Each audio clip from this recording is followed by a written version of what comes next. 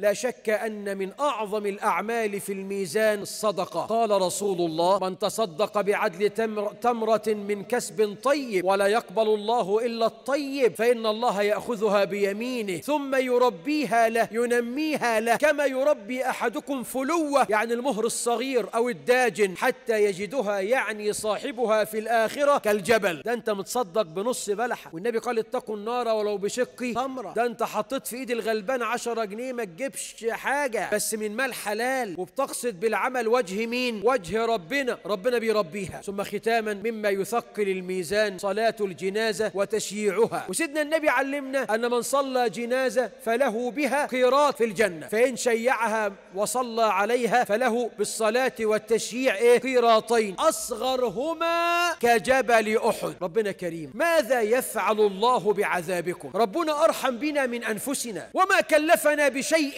أبدا لا نطيقه، لأنه عدل. قال: لا يكلف الله نفسا إلا وسعها. وكل التكاليف اللي كلفنا بها تكفل لنا السعادة في الدنيا قبل الآخرة. هو أمرك بحاجة تشق عليك؟ رمضان على الأبواب، اللهم بلغنا رمضان. طب واحد مريض مرض مزمن ما تصومش وأطعم عن كل يوم مسكين. طب مريض بمرض يرجى شفاؤه، أفطر واقضي بعد العافية. طيب مسافر عايز تفطر حتى لو تقدر على الصوم في السفر، أفطر. طب المرأة جالها العذر، لا صلاة ولا صيام، فإذا طهرت قضت الصيام دون الصلاة. مفيش أسهل من شريعة النبي محمد، مفيش أرحم من ربنا. لا يكلف الله نفسا إلا وسعها، لا يكلف الله نفسا إلا ما آتاها، وما جعل عليكم في الدين من حرج، يريد الله بكم اليسر ولا يريد بكم العسر، يريد الله أن يخفف عنكم وخلق الإنسان ضعيفا. آيات كثيرة.